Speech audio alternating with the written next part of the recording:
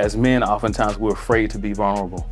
We're afraid to be transparent. We're afraid to share our stories. We steer away from therapy, and we're just not having these uncomfortable conversations. Do you have any idea what you were walking into? I had no idea what I was walking into. Oh man. I didn't expect that I was going to be teary-eyed today. Specifically, what you said was... So first of all, man, thank you so much for taking this time with me. I really appreciate it. Why don't you introduce yourself so folks know who you are? My name is Tilmon Keaton. I'm actually from Memphis, Tennessee. Come from a pretty big family of 15. So had a unique journey to get here, but partly what I say all the time is it's gonna hurt, but it won't kill you. It's a lot of things that go into that, but that is what I believe. As we go through all these experiences, it's important to be resilient, tenacious, and show up in the face of adversity. Love that. And you were invited to screen the film Exhibiting Forgiveness. Do you have any idea what you were walking into? I had no idea what I was walking into. Oh man. I didn't expect that I was gonna be teary-eyed today. But that's what I got. That's what I got. So man, I can't speak enough about just your experience and what you shared and the impact that's going to have for so many people. It's just such an unreal experience. And I think you'll speak to so many people with your story and how it's told. And the importance of being able to have these conversations is something that I was not expecting, but I'm glad I was here. It was meant for me to be here. I really appreciate that, man. I could tell even from, the very beginning when I was up there and we had the talk back, as you were asking questions, I could see that there was something about the film that was really resonating with you. Can you talk about that a little bit? Well, what's interesting for me is over the past few years, I lost a couple of brothers to suicide.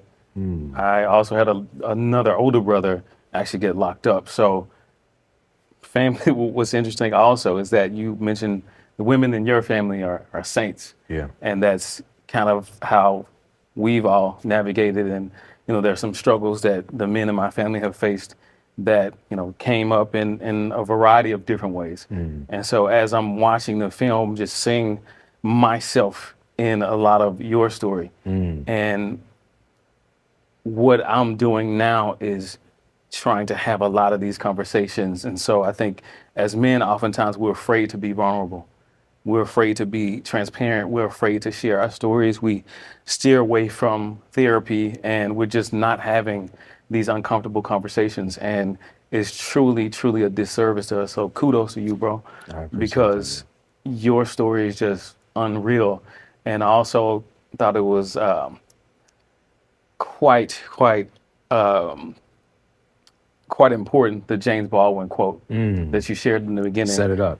And I also thought about where he talks about we think our stories are unique until we read, and we think our pain is so unique until we read. And I felt a lot of that, but just to sit and see your story literally on film be told the way that it was told for that 2 hours, I'm just sitting on the edge of my seat and just trying to keep it together. Cool.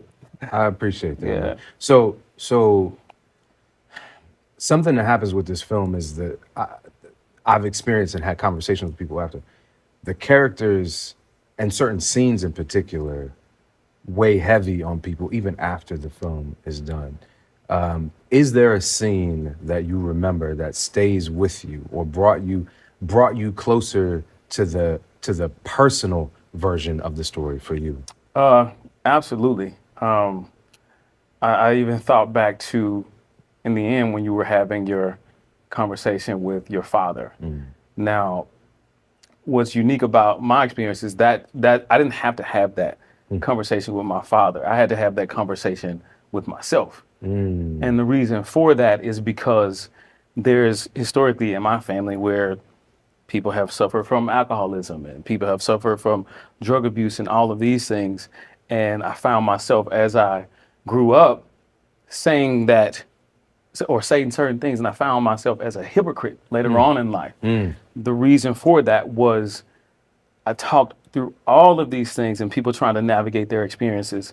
And then when I lost my brothers and my brother got locked up, I found myself doing more of the stuff that I was judging people for. And I had to pull myself back. And granted, I wasn't, at least in my mind, abusing some of those things like alcohol, which specifically was like wine and stuff like that. But I found it hypocritical to go through that experience and have to lean in that direction in a way, because what I learned through that experience is that we're all searching for the same thing.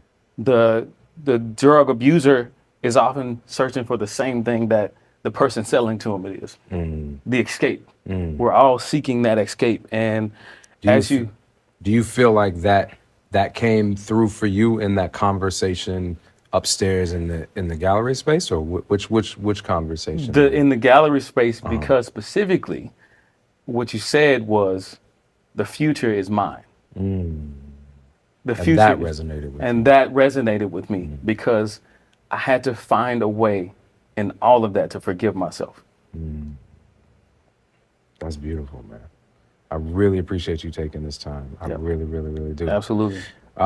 If the film was good for you, definitely tell somebody about Absolutely. it. We come out October 18th is when it should be in theaters. And we definitely need to have another conversation. Absolutely. It was nice to meet you, man. Nice to meet you as Appreciate well, you. brother. Appreciate you. For sure.